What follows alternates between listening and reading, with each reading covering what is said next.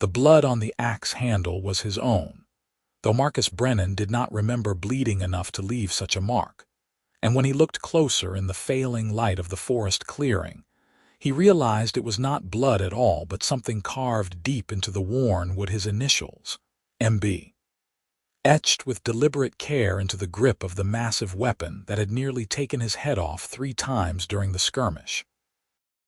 The orc woman who wielded it stood 20 paces away, her broad shoulders rising and falling with exertion, green skin slicked with sweat and streaked with dirt, her dark hair pulled back in a thick braid that had come partially loose during the fight. She was staring at him with an expression he could not read, her small tusks just visible as her lips parted slightly, her pointed ears twitching as she listened to the sounds of the forest around them. The rest of her raiding party had fled when Marcus's patrol had arrived, scattering into the dense woods like shadows. But she had stayed, fighting with a ferocity that had driven back 3 of his men before Marcus himself had managed to disarm her with a risky maneuver that should have gotten him killed. Now the axe lay at his feet, and she stood weaponless, watching him with eyes the color of amber in firelight. Marcus kept his sword pointed at her, though his arm ached and his ribs screamed where she had landed a blow that had dented his armor. His men were scattered through the trees, chasing the others or checking the merchant caravan that had been attacked, which meant he was alone with her for the moment. "Do not move," Marcus said, though she had not made any move toward him. His voice came out rougher than he intended, raw from shouting orders during the chaos of the fight.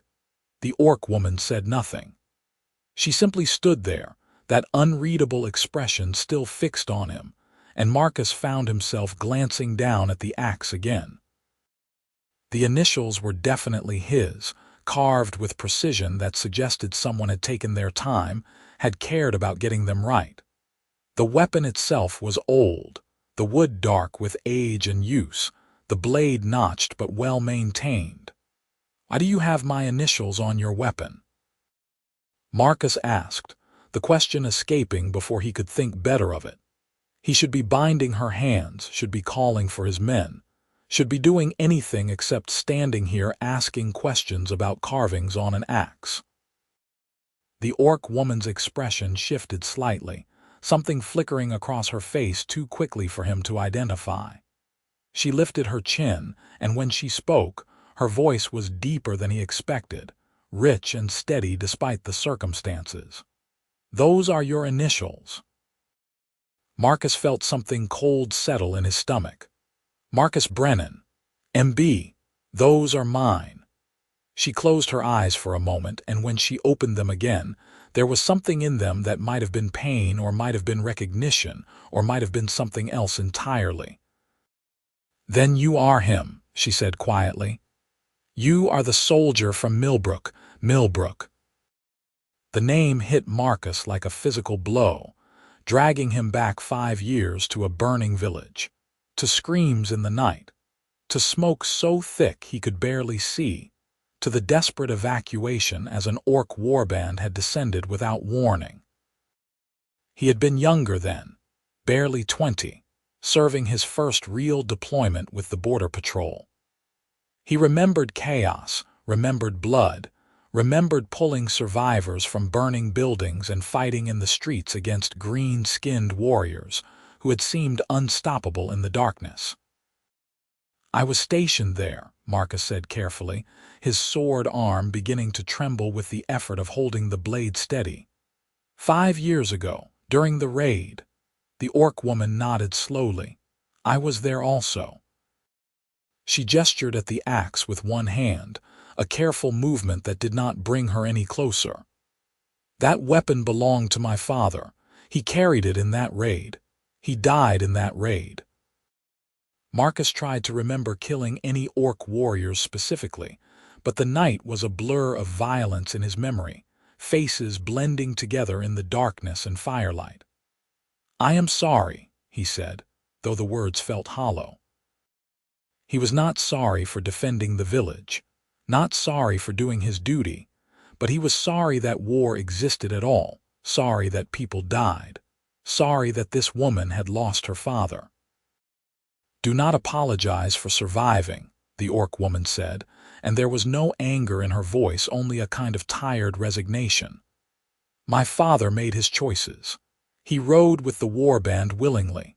He killed humans willingly, and he died fighting." "Then why?"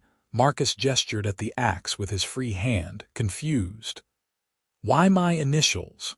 The orc woman was quiet for a long moment, and somewhere in the forest behind her, Marcus could hear his men calling to each other, the sounds growing closer. He knew he had only moments left before they arrived, before the situation became something official, something that would end with her in chains or dead, and he found himself wanting to hear her answer before that happened. "Because you saved my life," she said finally, the words coming out in a rush as though she had been holding them back. "In Millbrook, during the raid. I was young, 15 summers, and I had followed the war band without permission because I was foolish and wanted to prove myself worthy. When the fighting started, I became separated from the others. I hid in a building that was burning, and I could not find my way out through the smoke. A human soldier found me there. He was young, had brown hair and gray eyes and a scar on his jaw." She gestured at Marcus's face, at the scar he had carried since childhood from falling out of a tree. "He pulled me from the fire. He wrapped his cloak around me because I was coughing, and he led me to the edge of the village and told me to run, to go home and never come back. I asked his name and he told me, Marcus Brennan. Then he went back into the fighting and I ran." Marcus remembered. The memory came back in fragments, a figure huddled in the corner of a burning house, too small to be an adult warrior, coughing and crying. He had thought it was a human child at first in the smoke and darkness, had grabbed her and pulled her out, had only realized she was an orc when they reached clearer air. He should have killed her or captured her, but she had been so young, tusks barely visible, terrified and alone, and he had been unable to do it. So he had sent her away and never told anyone, had kept that moment to himself for 5 years. "I remember," Marcus said softly. "You were just a girl." "I was," she agreed. "And when I returned to my clan, I told them I had gotten separated and fled when the raid failed. I did not tell them about you, but I could not forget. You spared me when you had no reason to, when I was your enemy. So when my father died in that same raid, I took his axe and I carved your initials into it as a reminder that even in war there can be mercy, that not all humans are monsters, just as not all orcs are."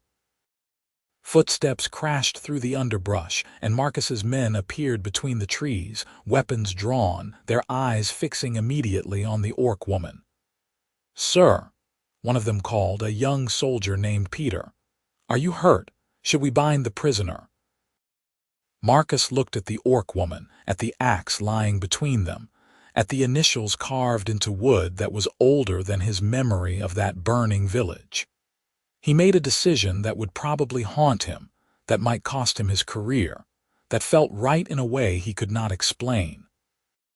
"She is surrendering peacefully," Marcus said, keeping his voice level and authoritative. "We will take her to the garrison for questioning about the raid on the caravan. Bind her hands, but carefully.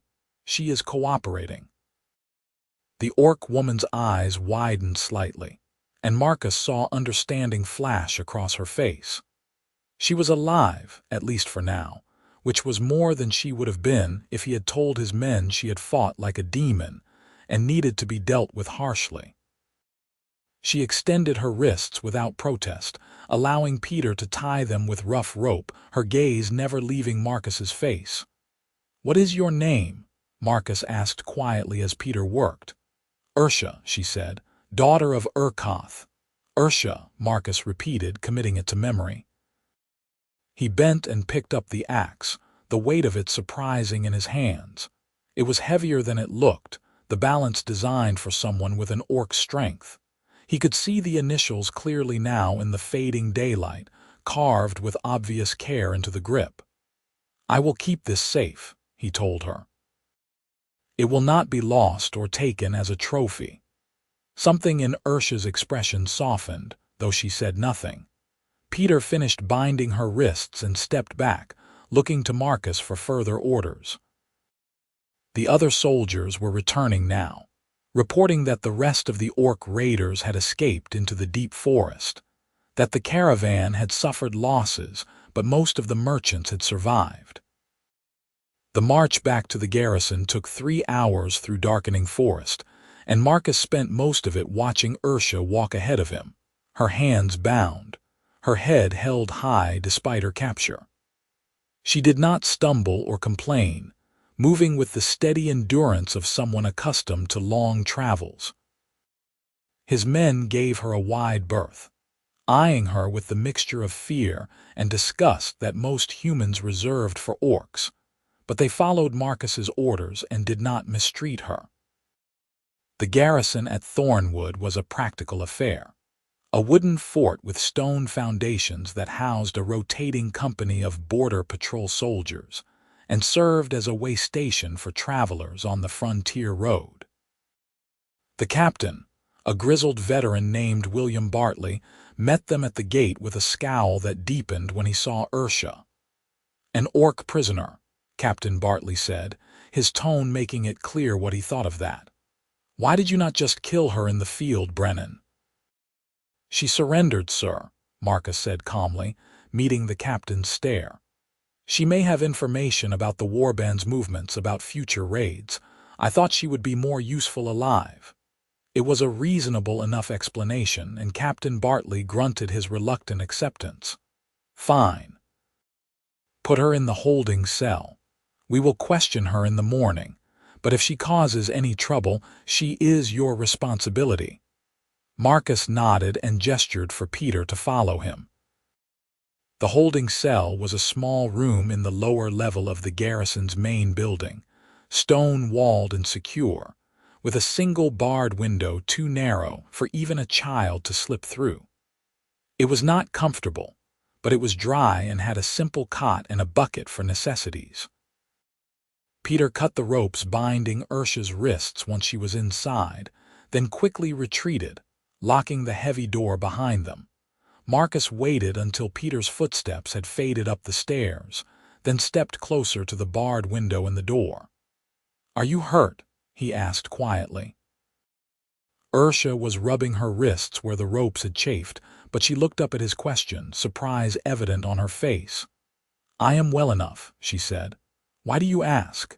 "Because you fought hard today," Marcus said, "and because I owe you honesty at least. You will be questioned tomorrow about the raid, about your clan's intentions. If you cooperate, you might be released or traded back to your people. If you do not—" He trailed off, leaving the rest unspoken. Ursha moved to sit on the cot, her movements tired. "I understand," she said, "though I do not know what information I can give that will satisfy your captain. I am not a war leader. I am simply a warrior who goes where my clan sends me." "Why did your clan send you to raid merchant caravans?" Marcus asked. It was not an official question, just curiosity, a desire to understand. Ursha looked at him for a long moment as though weighing whether to answer. "Because we are hungry," she said finally. "The winter was harsh. Game is scarce. The human settlements push farther into our territory each year, and we are pushed farther into the deep wild, where food is harder to find. The clan leaders say we must raid or starve, so we raid." Marcus had heard variations of this story before, though usually from other soldiers speculating about orc motivations. Hearing it directly from Ursha made it feel more real, more complicated than the simple narrative of savage monsters attacking civilized people. "There has to be another way," he said. "Perhaps," Ursha said, her voice carrying a weight of skepticism. "But humans do not negotiate with orcs. They do not trade with us or allow us to settle near their lands. They see us as beasts to be driven off or killed. So what other way is there? Marcus had no answer to that. He stood there in silence for a moment, then said, "I will bring you food and water, and I will keep your father's axe safe as I promised." "Why are you doing this?" Ursha asked, and there was genuine confusion in her voice. "You owe me nothing." "I led a raid on people under your protection. By your laws, I should be executed." "Because you spared me once, in a way," Marcus said, though that was not quite the right explanation. "You could have told your clan about the human soldier who let you go. You could have led them to me, gotten revenge for your father. But you did not. And because you were right 5 years ago when you were just a girl, not all humans are monsters. I want to prove that." He left before she could respond, climbing the stairs back to the main level of the garrison, his mind churning with thoughts he could not quite organize. In his quarters, he set Ursha's father's axe carefully in the corner, the carved initials facing outward where he could see them. Then he went to the mess hall, filled 2 bowls with the evening stew, and carried them both back down to the holding cell. Ursha accepted the food with a nod of thanks, and they ate in silence on opposite sides of the barred door, an unusual dinner shared between enemies who were not quite enemies anymore. The questioning the next morning went as poorly as Marcus had expected. Captain Bartley was thorough and aggressive, demanding to know the location of Ursha's clan, the names of the war leaders, the plans for future raids. Ursha answered what she could in calm, measured tones, providing information that was vague enough to be useless, but specific enough that she could not be accused of complete non-cooperation. She described general territories, mentioned that the clan moved frequently, explained that raid targets were chosen based on opportunity rather than long-term planning. Captain Bartley grew increasingly frustrated, his questions becoming sharper, his tone more threatening. Marcus stood in the corner of the room, ostensibly there to provide security, actually there to ensure things did not escalate beyond words. When the captain finally dismissed Ursha back to her cell with a disgusted wave of his hand, Marcus could see the tension in her shoulders, the careful control she was exerting to remain calm. "She is useless," Captain Bartley said once Ursha was gone. "She tells us nothing we did not already know. I should just have her hanged and be done with it." "Sir, with respect, she is providing information," Marcus said carefully, "and her execution could provoke retaliation from her clan. If we are trying to reduce violence on the frontier, we reduce violence by showing strength," Captain Bartley interrupted.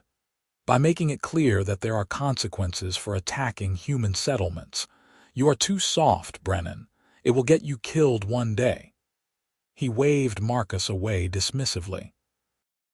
"We will hold her for another few days while I decide what to do with her. In the meantime, you have regular duties to attend to. Do not spend all your time worrying about an orc prisoner." Marcus saluted and left, his jaw tight with frustration.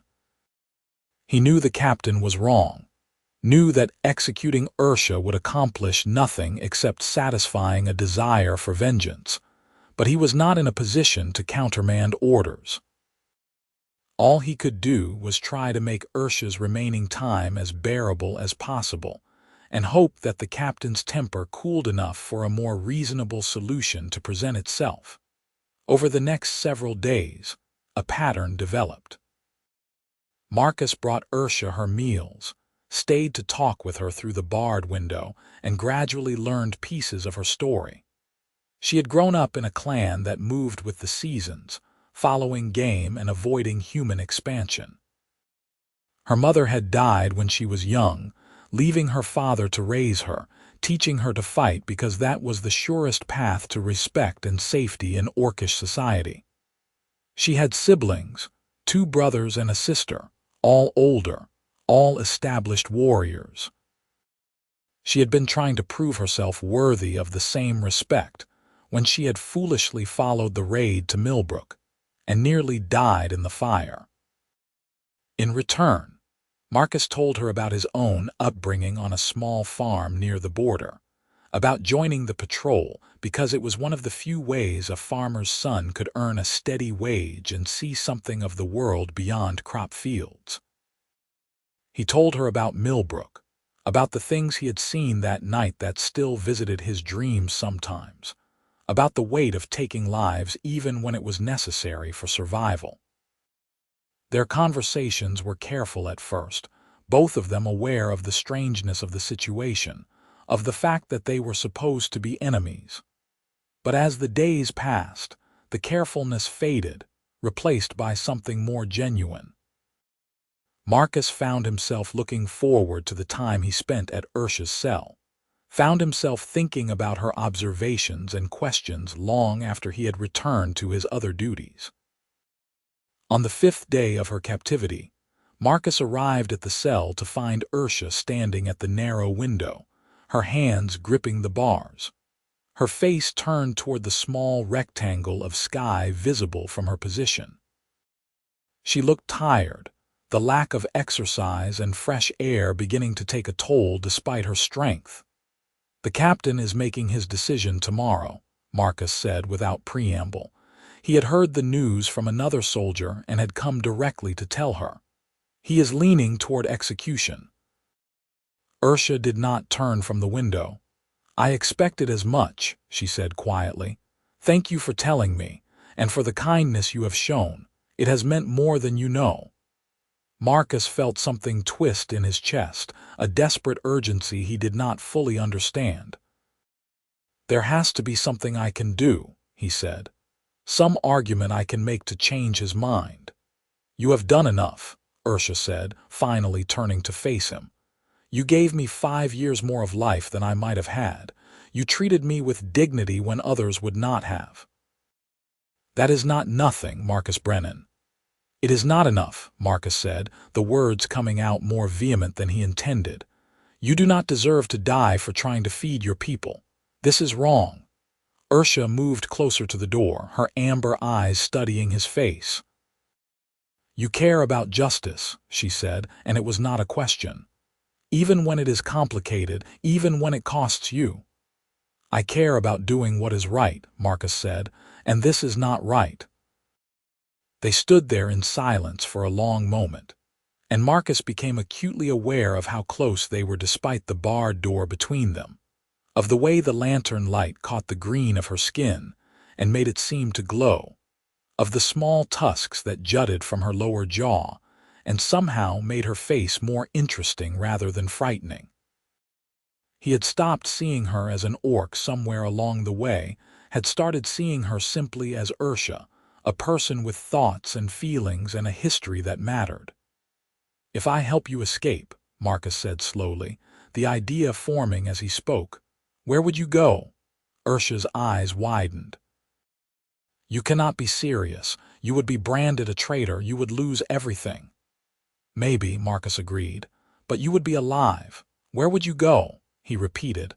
Ursha hesitated, then said, "North into the deep forest. My clan moves through that territory. I could find them if I had time and freedom to search." Marcus nodded, his mind already working through the logistics. The garrison was not heavily guarded at night, most of the soldiers sleeping or occupied with perimeter patrols. He had keys to the holding cells as part of his duties. If he could get Ursha out of the building and provide her with a head start, she might be able to disappear into the forest before anyone realized she was gone. "Tonight," Marcus said. "I will come for you tonight after midnight when the watch changes. Be ready." "Marcus," Ursha started, but he cut her off. "I am not debating this," he said firmly. "I saved your life once before. I will not stand by and watch it be taken for no good reason now." He left before she could argue further, his heart pounding with a mixture of fear and determination. The rest of the day passed with agonizing slowness. Marcus going through the motions of his duties while his mind raced with the plan. He gathered supplies carefully, a small pack with dried meat and travel bread, a water skin, a cloak that would help Ursula blend into the forest. He retrieved her father's axe from his quarters, wrapping it in cloth to conceal its distinctive shape. Midnight came with a cool breeze that rustled the trees around the garrison. Marcus waited until he heard the watch change, the familiar sounds of soldiers exchanging positions and reports, then made his way quietly to the holding cells. His hands shook slightly as he unlocked the door to Ursula's cell, the key making a soft click in the silence. Ursula was waiting, already on her feet, her eyes reflecting the lantern light. "Are you certain?" she whispered.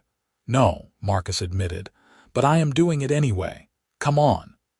He led her through the darkened corridors of the garrison, his ears straining for any sound of discovery.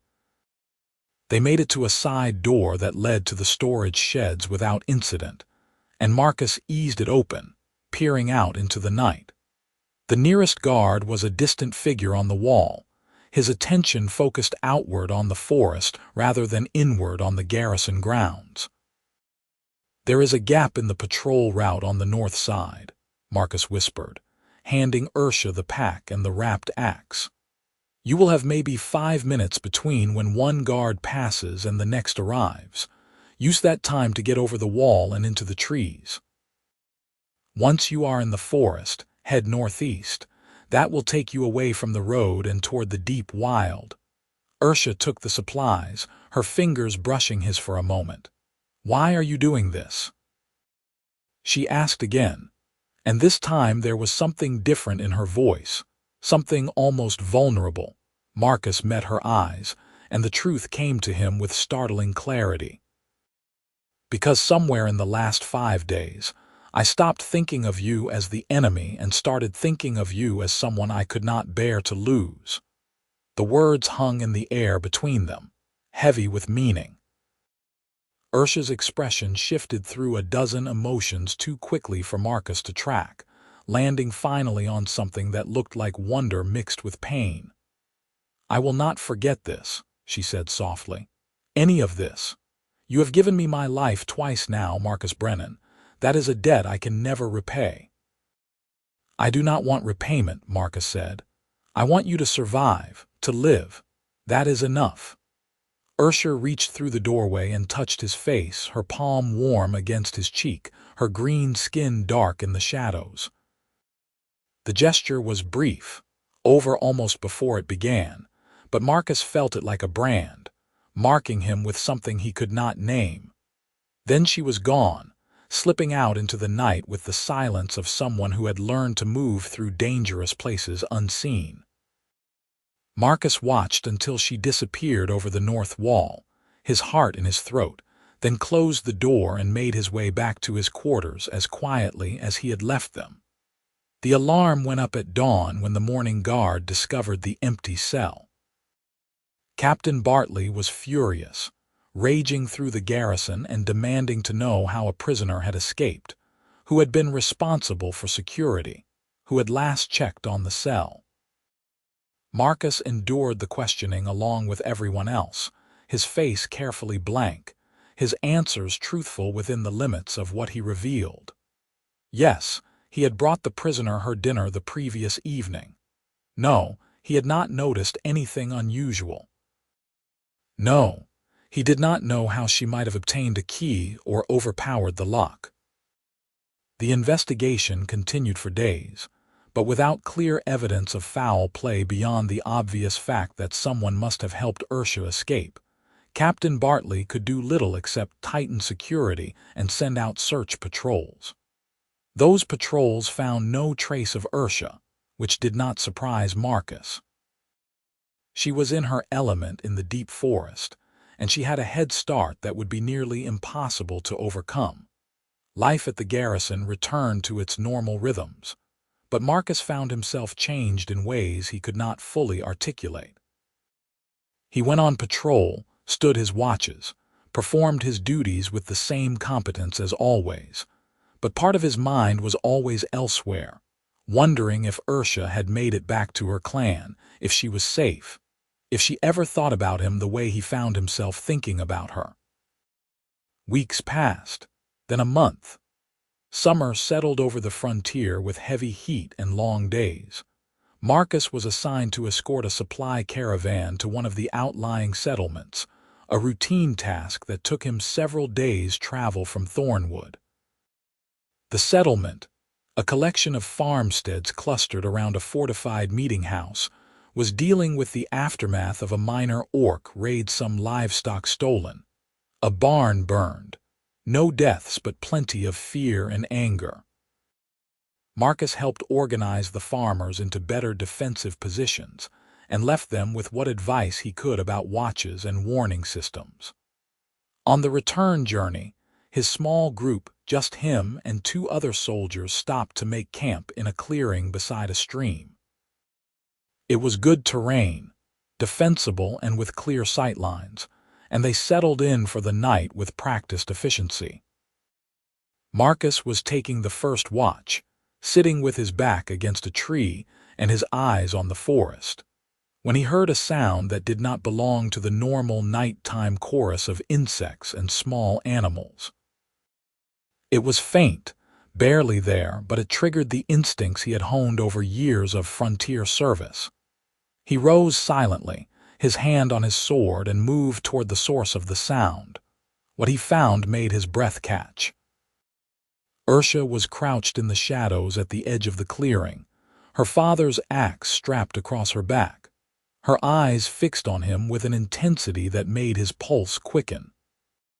She lifted one hand in a gesture that was part greeting, part caution, and Marcus immediately moved closer, putting distance between them and his sleeping companions. "What are you doing here?" he whispered urgently when he was close enough. "If my men see you, I waited until I knew you were on watch," Ursha said quietly. "I have been following your group since this afternoon, waiting for a chance to speak with you alone." "Why?" Marcus asked, though part of him already knew, already felt the same pull that must have driven her to take such a risk. "Because I cannot stop thinking about you," Ursha said, the words simple and direct in the way she had always spoken. "Because I owe you my life, yes, but also because in those days in the cell, talking with you, I felt something I have never felt before, and I needed to know if you felt it too, or if I imagined it." Marcus looked at her, at the way the moonlight caught in her dark hair and cast shadows across her green skin, at the earnestness in her amber eyes. "You did not imagine it," he said, his voice rough. "I feel it too. I have been half-mad wondering if you were safe, if I would ever see you again." Ursha stepped closer, close enough that he could smell the forest on her, pine and earth and something that was uniquely her. "This is madness," she said. "You are human, I am orc, our people are enemies, there is no future in this." "I know," Marcus said, and he did know, understood all the reasons why what he felt was impossible. But knowing did not change the feeling, did not make it any less real. "But I cannot pretend I do not feel it." "Nor can I," Ursha said. She reached out slowly, giving him time to pull away, and touched his hand. Her fingers were warm and calloused from weapon work, strong and gentle at the same time. "I do not know what to do with this feeling." "Neither do I," Marcus admitted. He turned his hand over, lacing his fingers through hers, marveling at the simple fact of touching her, of being touched in return. "But I do not want to lose it. I do not want to lose you, not again." They stood there in the shadows, hands joined, the impossibility of their situation hanging over them like a sword. From the camp, one of the other soldiers shifted in his sleep, the sound a reminder of how dangerous this moment was, how easily everything could fall apart. "I cannot stay," Ursha said finally, though she made no move to pull her hand away. "If I am discovered, you will be executed as a traitor. I will not let that happen." "Then what do we do?" Marcus asked, feeling desperate and helpless in equal measure. Ursula was quiet for a moment, thinking. "There is a place," she said slowly. "North of here, perhaps a day's hard travel, a valley with a waterfall and a cave system that my clan uses sometimes as a waypoint. I could meet you there if you could find a way to get leave from your garrison. We could have time together, time to understand what this is between us." "When?" Marcus asked immediately. "A month from now," Ursula said. "At the new moon when the nights are darkest. I will wait for 3 nights. If you cannot come, I will understand and I will not blame you." "I will come," Marcus said with a certainty that surprised him. He had no idea how he would manage it, what excuse he would make, but he knew he would find a way. The alternative, never seeing Ursula again, never exploring what was growing between them, was unthinkable. Ursula squeezed his hand, then slowly pulled away. "Be careful," she said, "and know that whether you come or not, you have given me something precious. Hope that not all barriers are insurmountable. That is a gift." She melted back into the forest before Marcus could respond, disappearing so completely it was as though she had never been there at all. Marcus stood in the shadows for a long moment, his hand still tingling from her touch, his mind already racing ahead to the new moon and the valley she had described. The next month was both the longest and shortest of Marcus's life. He returned to Thornwood and threw himself into his duties with renewed focus, volunteering for extra patrols and assignments, building up credit with Captain Bartley that he could spend when the time came to request leave. He studied maps of the Northern Territories in his spare time, identifying the valley Ursula had described and planning a route that would get him there and back without arousing suspicion. As the new moon approached, Marcus submitted his request for leave, citing a need to visit his family's farm to help with harvest preparations. It was plausible enough, and Captain Bartley, who had been pleased with Marcus's recent diligence, approved it without much question. Marcus packed supplies for what he claimed would be a journey south, but planned as a journey north, and set out from Thornwood with his heart pounding and his thoughts full of Ursula. The travel was hard, pushing through dense forest and over rough terrain, but Marcus had always been strong, and the motivation drove him forward faster than he would have thought possible. He reached the valley Ursula had described on the evening of the first night of the new moon, the waterfall she had mentioned cascading down a rocky cliff face into a clear pool, the cave system visible as dark openings in the stone behind the falling water. Marcus made camp in a sheltered spot near the pool and waited, watching the forest and wondering if Ursula would come, if she had changed her mind, if something had prevented her from keeping their meeting. The hours stretched out and doubt began to creep in, but he forced it back, trusting in the connection they had forged. She appeared as the moon rose, a thin sliver barely visible through the clouds. One moment the forest was empty, the next she was there, stepping into the clearing with her axe across her back and a small pack over one shoulder. She saw him and stopped, and even in the darkness Marcus could see the relief and joy that flooded her expression. He stood, and they met in the middle of the clearing, coming together with a collision that was half embrace, half confirmation that this was real, that they had both come, that they both wanted this. Ursula's arms wrapped around him with careful strength, mindful of her greater power but unrestrained in her emotion, and Marcus held her with everything he had, his face buried in her shoulder, breathing in the scent of her. "You came," Ursula said, her voice thick with emotion. "I told you I would," Marcus said. "I could not stay away." They pulled back enough to look at each other, and Marcus saw that Ursula's eyes were bright with tears. He reached up and gently touched her face, tracing the line of her jaw, the curve of her pointed ear, learning her features with his fingertips. She leaned into the touch, her own hand coming up to cover his, holding it against her cheek. "I have never felt this way about anyone," Ursha said quietly. "I did not know I could feel this way. It terrifies me." "Me too," Marcus admitted, "but I do not want to run from it. I want to understand it, to see where it leads." "Even knowing there is no easy path?" Ursha asked. "Even knowing that your people will hate you for caring about an orc, and my people will see me as a traitor for caring about a human." "Even knowing all of that," Marcus said. He drew her closer, until their foreheads were touching, until he could feel the warmth of her breath on his skin. "I cannot explain it, Ursha.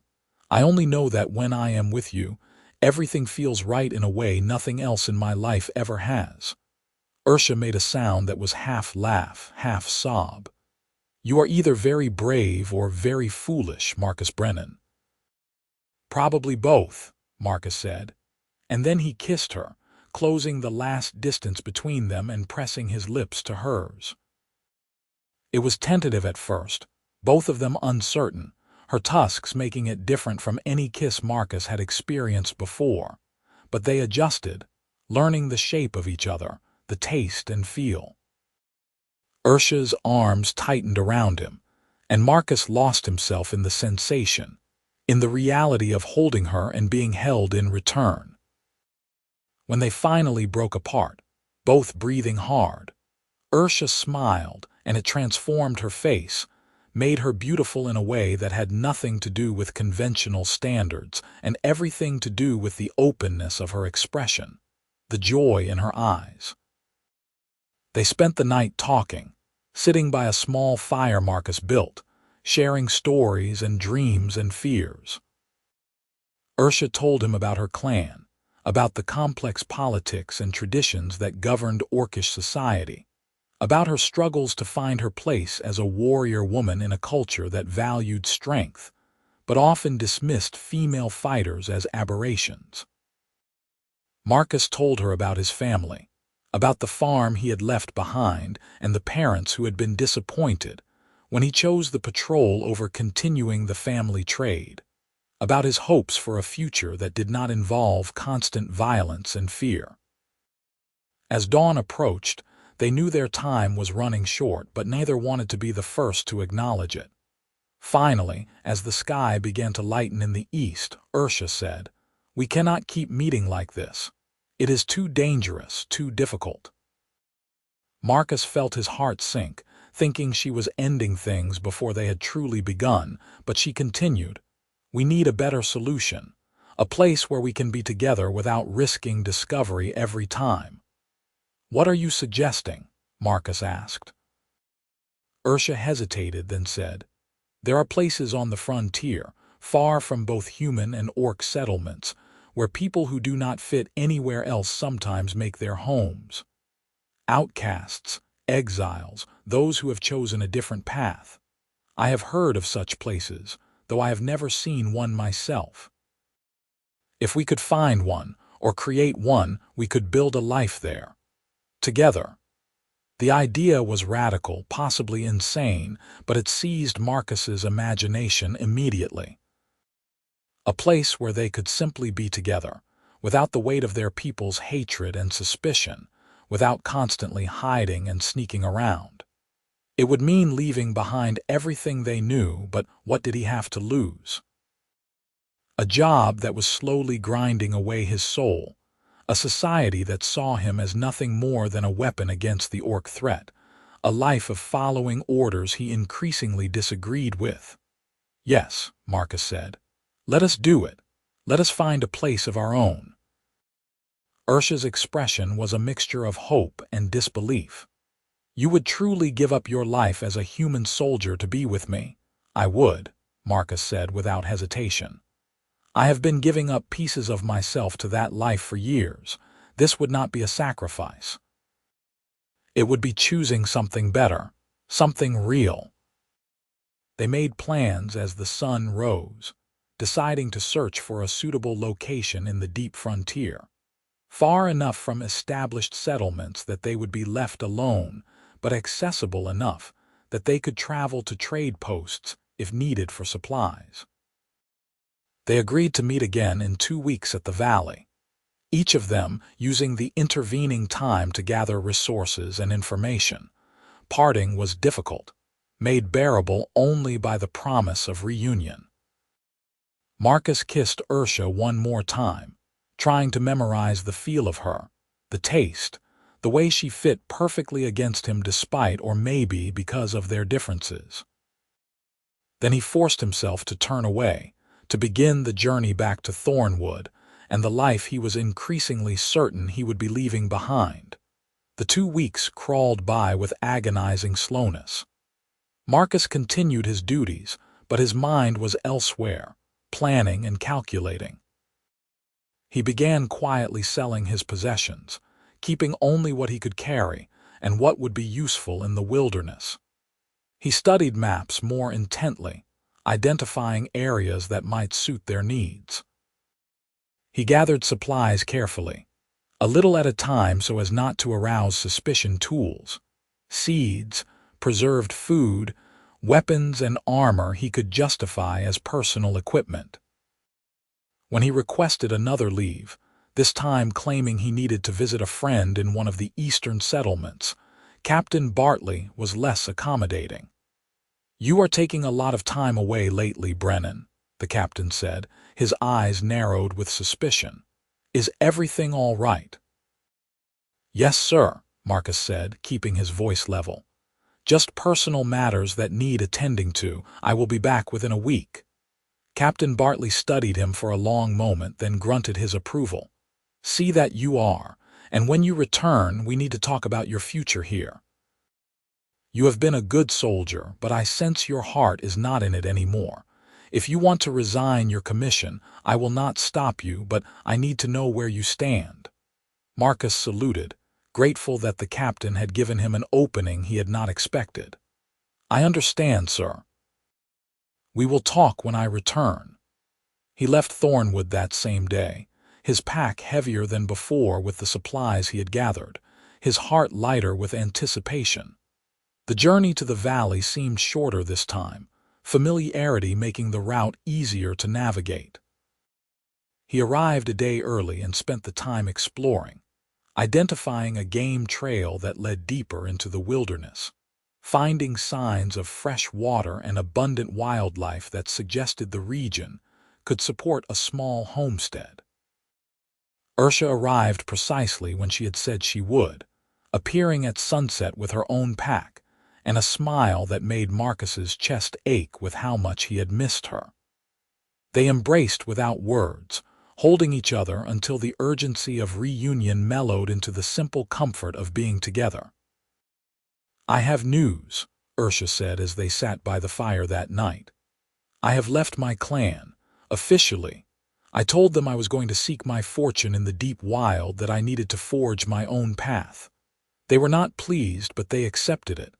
I am free now, no longer bound by clan law or obligation."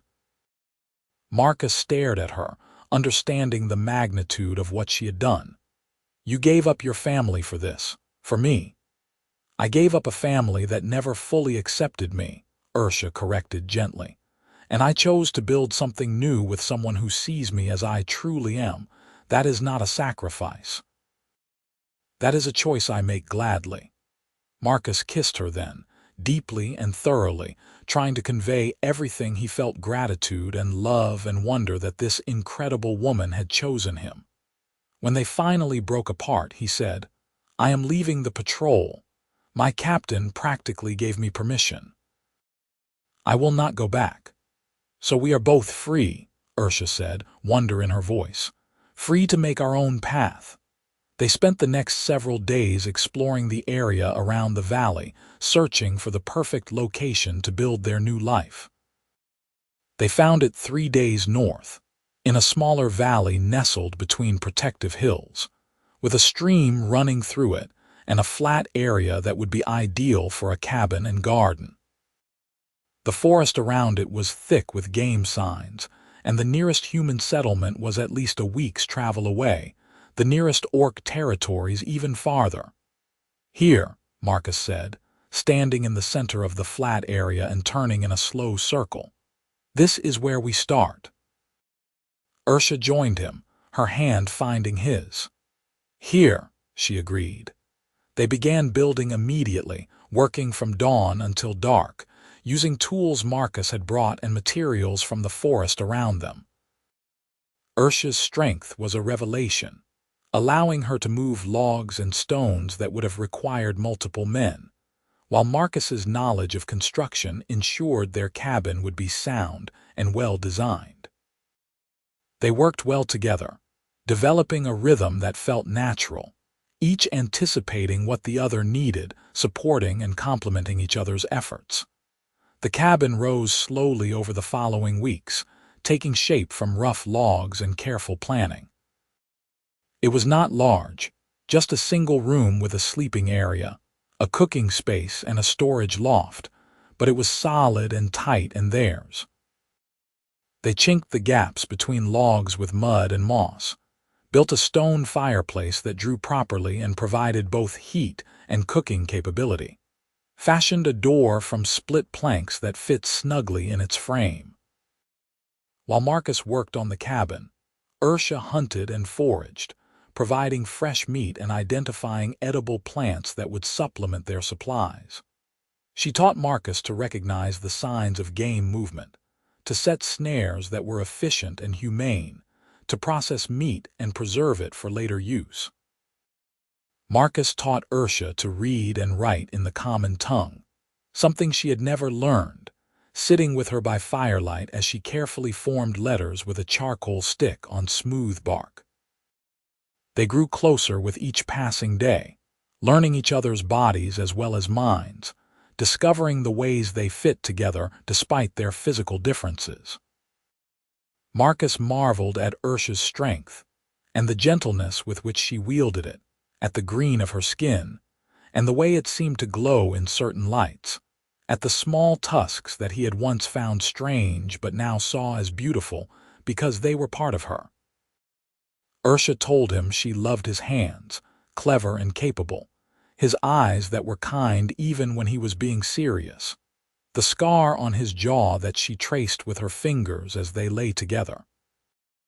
They made love for the first time on the night they finished the cabin, christening the space they had built together with the physical expression of what had been growing between them since that first night in the valley. It was tentative and passionate, awkward in moments and perfect in others, a learning experience that brought them even closer. Afterward, lying tangled together on the simple bed they had built, Marcus felt a sense of contentment he had never experienced before, a certainty that he was exactly where he was supposed to be. Autumn arrived, painting the forest in brilliant colors and bringing cooler temperatures.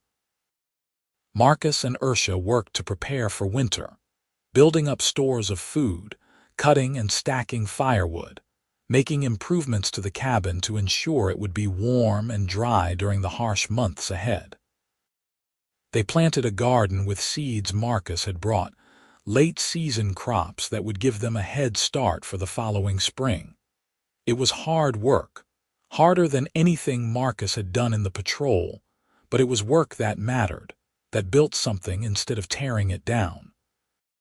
He felt himself changing, becoming stronger and more capable, his body adapting to the demands of frontier life. Ursula thrived as well, her natural skills as a hunter and survivor finding full expression in their new home. They were not completely isolated. Once a month, Marcus made the long journey to the nearest trade post, a rough collection of buildings where frontier folk could buy supplies and sell furs or other goods. He went alone, not wanting to risk Ursula's presence causing trouble, and used the opportunity to trade for things they could not make themselves: metal tools, salt, cloth for clothing. The traders asked few questions, accustomed to the eccentric people who made their homes in the deep wild, and Marcus paid in silver he had saved from his patrol wages, making each coin stretch as far as possible.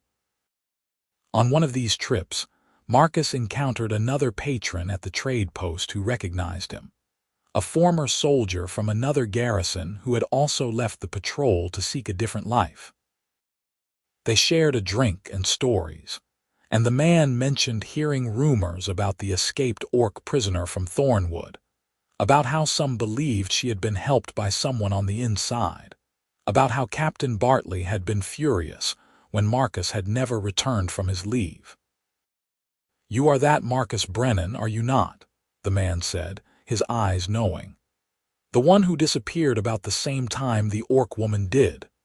Marcus considered denying it, but something about the man's expression suggested he would not judge, so he simply said, "I am." The former soldier nodded slowly. "Thought so. There is a bounty on your head, you know, not a big one, but enough that you should be careful who you talk to. And they are still looking for the orc, though most folks have given up on finding her by now." "Thank you for the warning," Marcus said quietly. "No need for thanks," the man said. "I left for my own reasons, and I do not judge a man for following his heart, even if it leads him somewhere unusual. Just be careful. The frontier is getting more populated every year, and it is getting harder to disappear completely." Marcus took the warning to heart, and when he returned to the valley, he told Ursha everything. They discussed the situation carefully, weighing the risks, and decided to be even more cautious about their presence, to avoid establishing patterns that might draw attention, to be prepared to move if necessary, though neither of them wanted to abandon the home they had built. Winter came hard and cold, locking the valley in snow and ice. Marcus and Ursha spent long days inside the cabin, tending the fire and working on indoor projects. Marcus carved wooden bowls and spoons. Ursha tanned hides and sewed them into warm clothing and blankets. They talked for hours, sharing stories and ideas, playing simple games with stones and sticks, reading from the few books Marcus had brought. It was during one of these long winter nights that Ursha told Marcus she was pregnant. She said it simply, without fanfare, watching his face carefully for his reaction. Marcus felt a cascade of emotions: shock and joy and fear and wonder, and realized he was going to be a father, that they were going to bring a child into the world, a child who would be neither fully human nor fully orc, but something new entirely. "Are you happy?" Ursha asked when he had been silent for too long, worry creeping into her voice. "I am terrified," Marcus admitted, "and happier than I have ever been."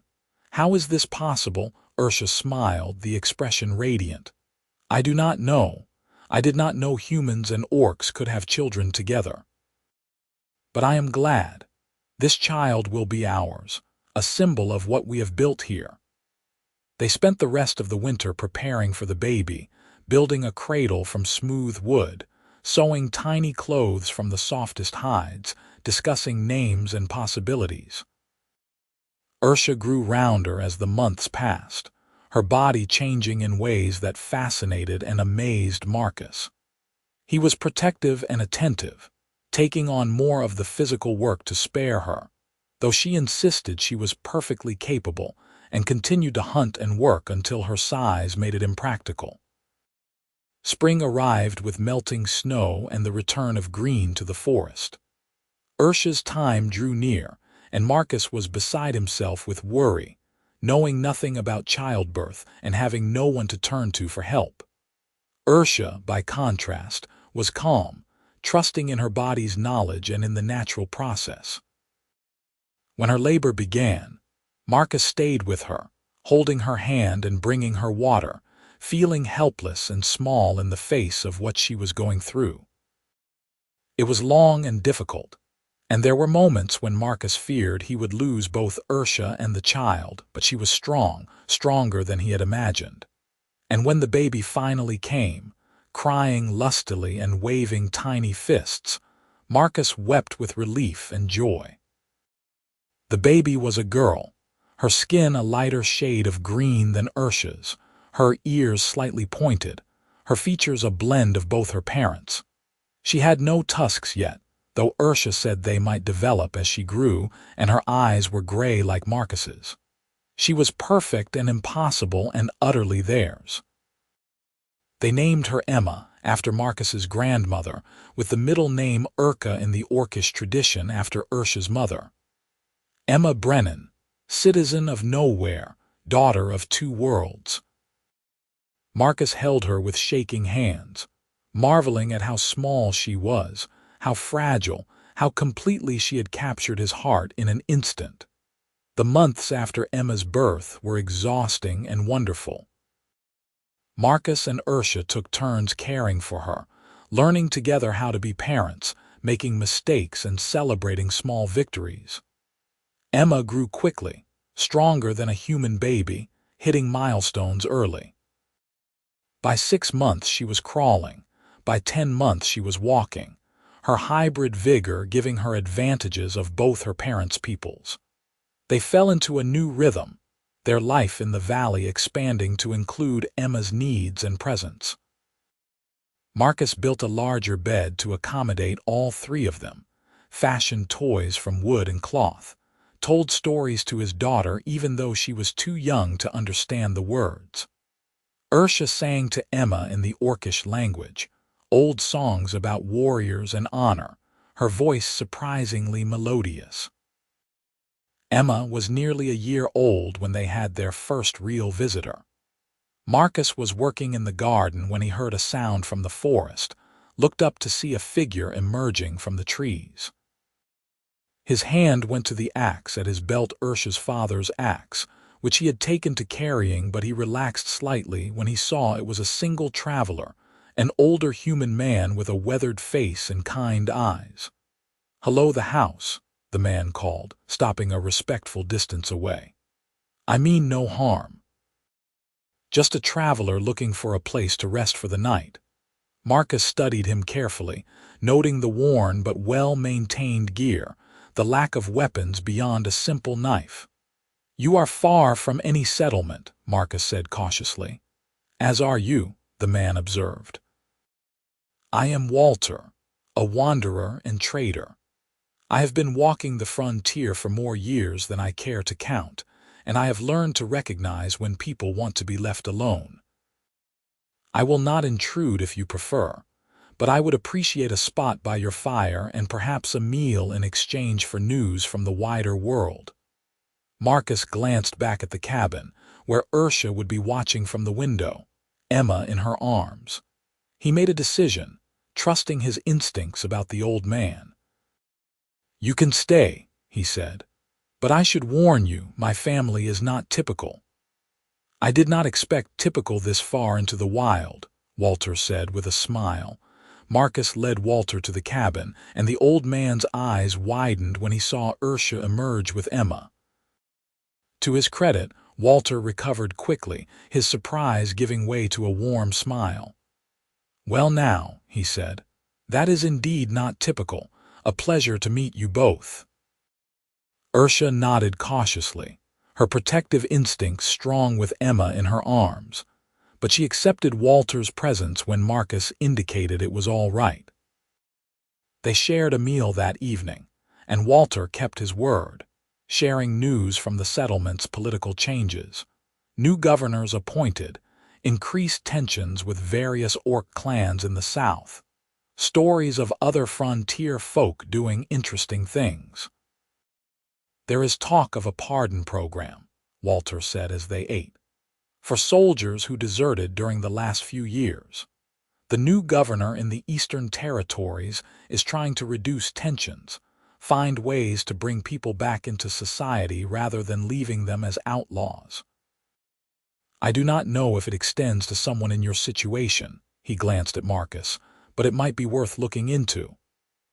"I have no desire to return to that life," Marcus said firmly. "I have everything I need right here." Walter nodded. "I thought as much, but it is good to know your options." He looked at Emma, who was watching him with curious gray eyes. "She is beautiful. Both of her parents should be proud." "We are," Ursha said, speaking for the first time since Walter's arrival. "She is our future." Walter stayed the night, sleeping in the barn Marcus had built for winter storage, and left the next morning with thanks and a promise not to mention what he had seen to anyone. Marcus believed him, sensing in the old wanderer a kindred spirit, someone who understood the value of privacy and freedom. But Walter's visit had reminded them that they were not as isolated as they had thought, that the world was still out there and could intrude at any time. They discussed moving, going even deeper into the wilderness, but ultimately decided to stay. This was their home, the place they had built together, and they would not abandon it unless forced. Emma grew into a bright, energetic toddler, her personality emerging as a blend of both her parents' Ursha's directness and strength, Marcus's thoughtfulness and humor. She loved the forest, was fearless in her explorations, and showed early signs of the intelligence that would serve her well. Marcus and Ursha taught her everything they knew, preparing her for a life that would be different from either of theirs, unique and challenging in ways they could only imagine. When Emma was 2, Marcus made one of his regular trips to the trade post and found it abuzz with news. There had been a peace accord signed between the Eastern Human Territories and several of the major Orc clans, a groundbreaking agreement that established trade relationships and mutual defense pacts. It was controversial and fragile, but it represented a shift in thinking, a move away from the automatic assumption that humans and orcs must be enemies. Marcus brought the news back to Ursha, and they discussed it long into the night. If the peace held, if attitudes continued to change, perhaps Emma would grow up in a world that was more accepting, where her mixed heritage would be less of a burden. It was a hope, nothing more, but it was a hope they had not dared to have before. Years passed. Emma grew, and so did their homestead. Marcus cleared more land for crops, built a better barn, acquired chickens and a pair of goats from a trader in exchange for furs. Ursha's hunting provided more than they could use, so they began trading preserved meat and worked leather, establishing relationships with other frontier families who asked few questions and appreciated quality goods. They were not wealthy, but they were secure, and more importantly, they were happy.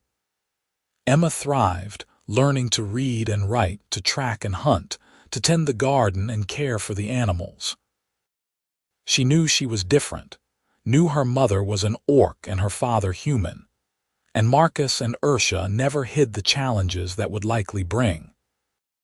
But they also showed her, every day, that love could bridge any divide, that family was what you made it, that being different was not a weakness but a strength.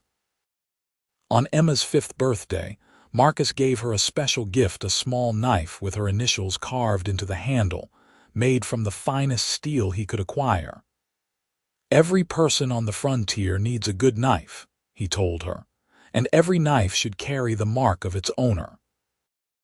Emma held the knife reverently, tracing the letters EB with one small finger. "Like the axe," she said, glancing at her mother's weapon, which hung in its place of honor above the fireplace. "The one with your initials, father." "Exactly like that," Marcus said, catching Ursha's eye across the room. They had told Emma the story of how they met, of the initials carved into wood and what they meant, adapting it to be appropriate for her age. When she was older, they would tell her the full truth, but for now, she knew it was a story about second chances and choosing kindness over violence. That night, after Emma had gone to bed clutching her new knife, Marcus and Ursha sat together outside, watching the stars emerge in the darkening sky. Marcus's arm was around Ursha's shoulders, her head resting against his chest, the two of them comfortable in the silence that had become a form of communication all its own. "You ever regret it?" Marcus asked quietly. "Giving up your clan, your old life?" "Never," Ursha said immediately.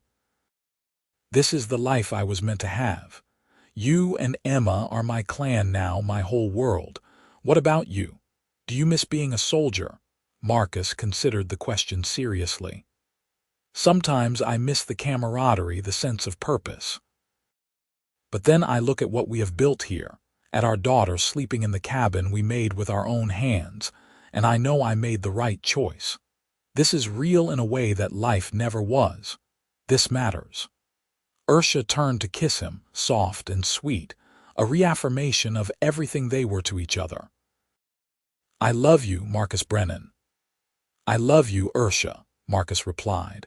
He had dropped the use of her clan name years ago as she had left that identity behind, and now she was simply Ursha, his partner and the mother of his child, the woman who had changed his entire world.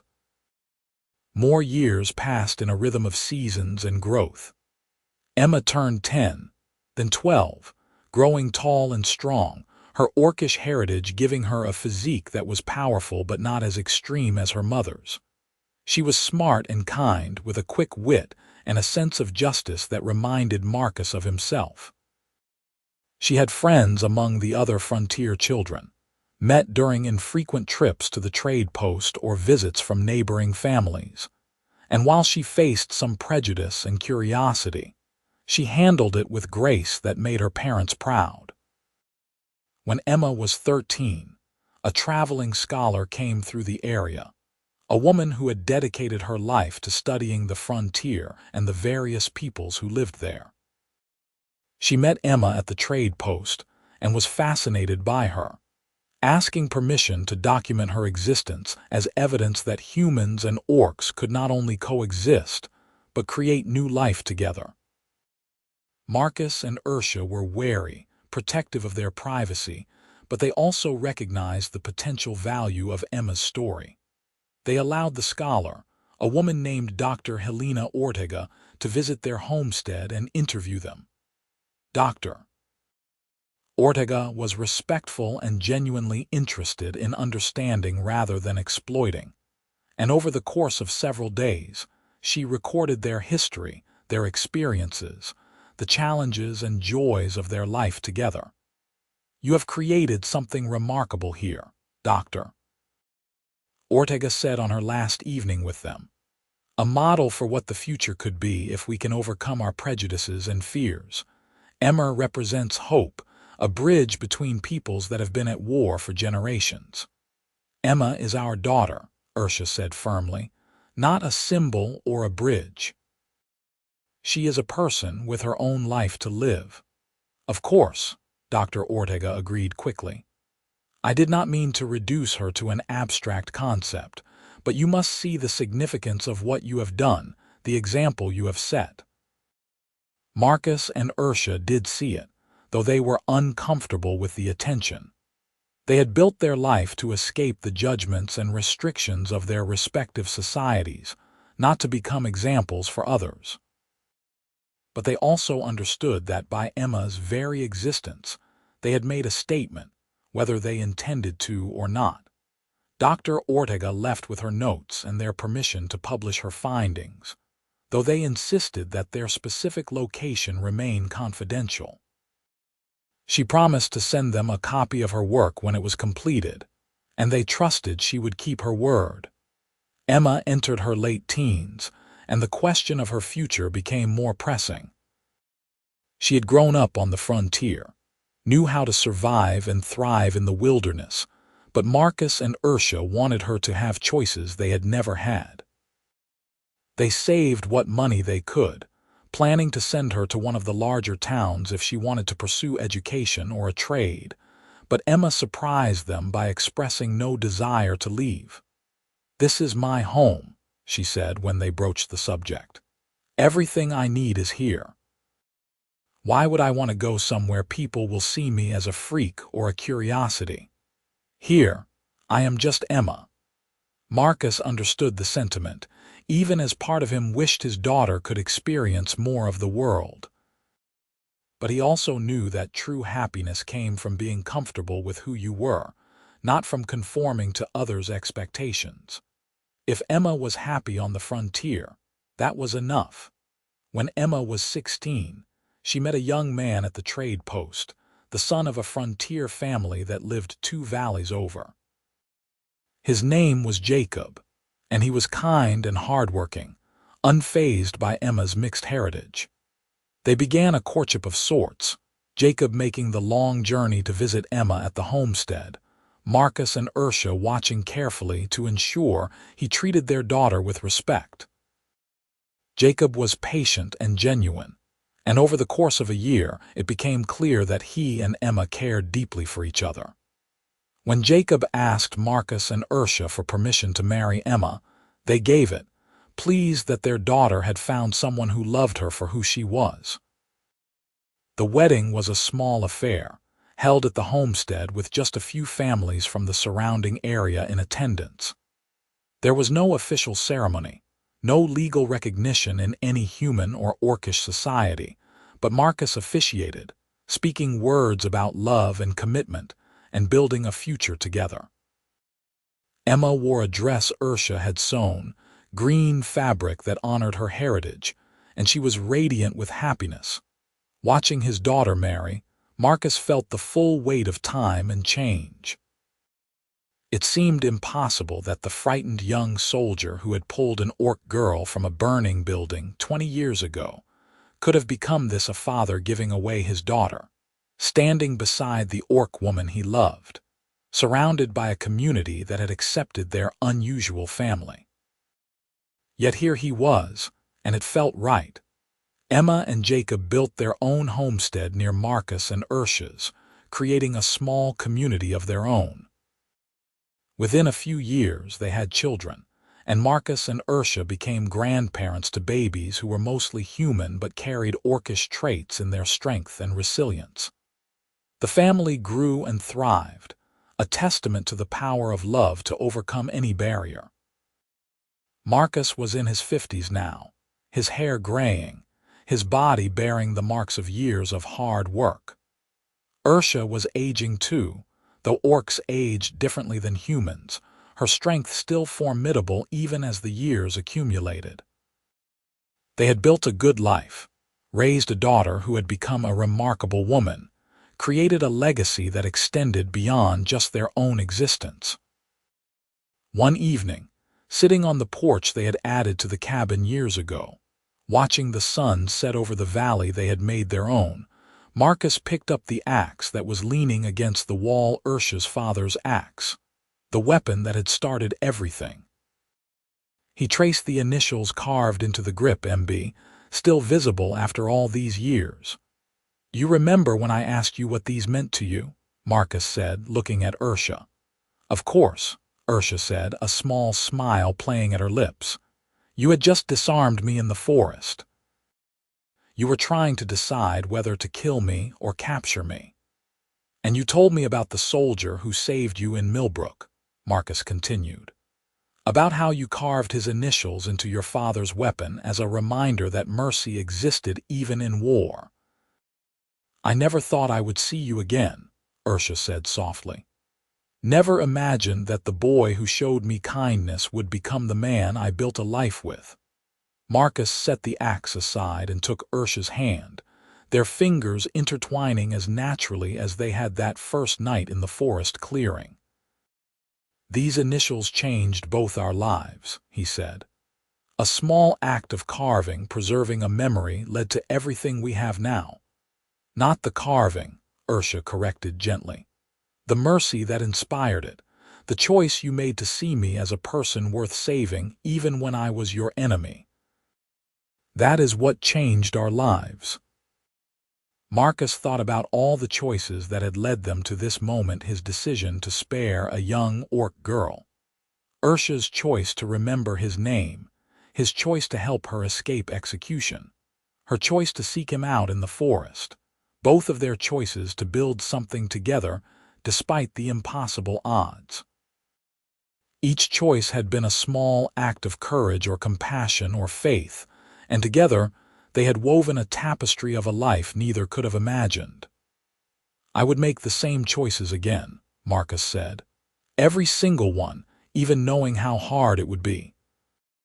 Because they led me here, to you, to Emma, to all of this." "As would I," Ursula said, squeezing his hand, "though I hope our grandchildren have an easier path than we did." They sat together as darkness fell. Two people who had defied the expectations of their worlds to create something new and beautiful. The valley around them was quiet, peaceful, the home they had built with their own hands standing solid and welcoming behind them. Inside, Emma and Jacob were visiting with their children, laughter drifting through the windows, the sound of family and continuity and hope. Marcus felt a profound sense of gratitude wash over him. Gratitude for the strange path his life had taken, for the woman beside him who had become his whole world, for the family they had created against all odds.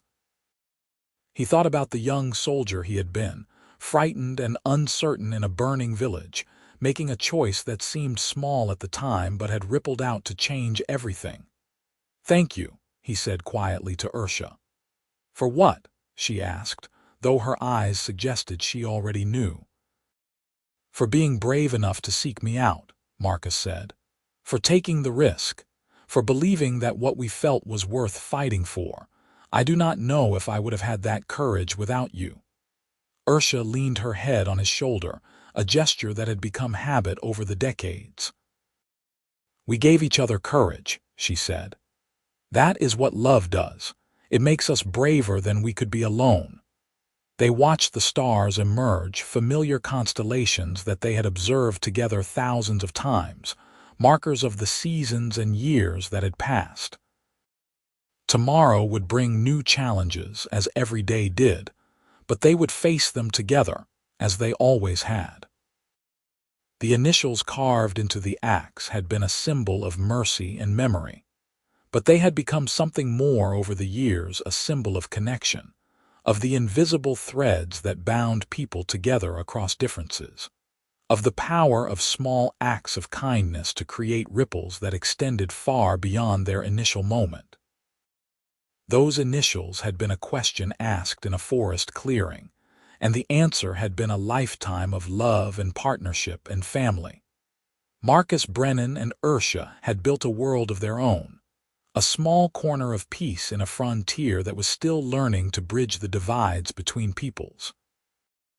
They had shown that love could transcend species and prejudice, that families came in forms society had never imagined, that the future belonged to those brave enough to step beyond the boundaries of tradition and expectation. As the night deepened, and the sounds of their grandchildren's laughter faded into the sounds of sleep, Marcus and Ursula remained on the porch, unwilling to let go of the perfect peace of the moment. They had faced violence and prejudice, exile and uncertainty, but they had also found joy and partnership and a love that had only deepened with time. "We did well," Ursula murmured, her voice drowsy. "We did," Marcus agreed, kissing the top of her head. "We did very well indeed." And in the morning, they would wake to another day in the valley, another day of the life they had chosen and fought for and built with their own hands, surrounded by the family that was their greatest achievement and their truest legacy. The initials on the axe would continue to watch over them, a reminder of where they had begun and how far they had come, a symbol of the question that had changed everything and the answer that had made them whole.